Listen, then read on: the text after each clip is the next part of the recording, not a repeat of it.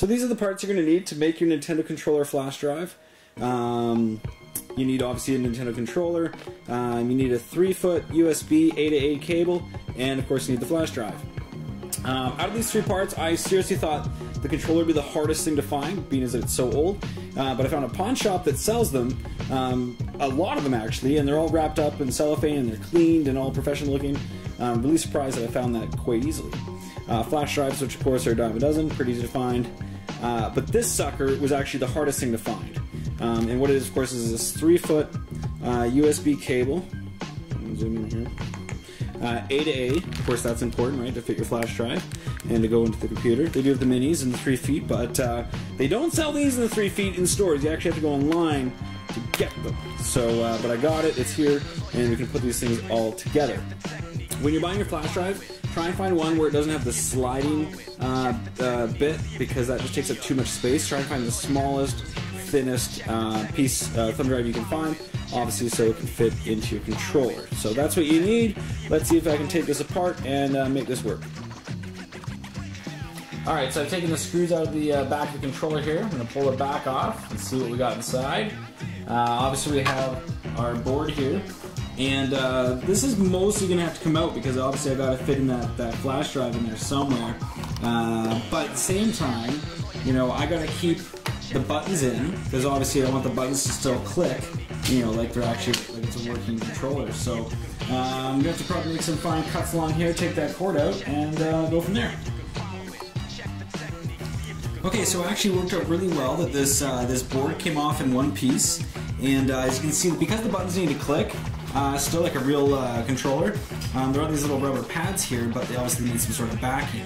And it just so happens the way this board works is that I only really need the bottom half of the board, which is going to leave this top half for me to put my thumb drive and the receiver for that as well. So it's going to work out, I think, really well.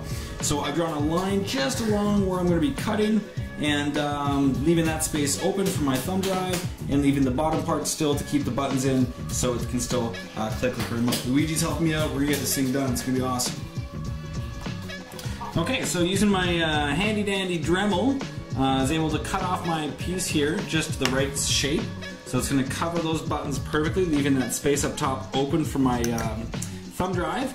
However, now just taking my thumb drive and my extension and placing it kind of in that spot where it's going to go. And what I'm realizing is it's perfect in length. However, the width is being stopped a little bit by this center peg. Focus in a little bit here. So there's a center peg here in which actually it's going to be going in one of these support sockets on the board. But you know, this is also going to be held up by another 3 or 4 screws, and with the backing of the container, I don't think that's actually going to be a problem if I cut that off. Okay, so here it is. I've dremeled down this chipboard quite substantially, actually. Once I got this thumb drive in, it took up quite a bit of space. As you can see, this peg here where the screw goes in is holding it back. Otherwise, there's all this extra space under I could use. I could cut that out, but again, I want all 6 supports in there. The wire, which is exactly the same diameter, managed to coil around there quite nicely, come out there. So nothing's obstructing. It's laying about as flat as it possibly can. And then this top is going to go right on top there. I'm going to fire all 6 screws in, make sure the buttons clickety clack, and then we should be good to go.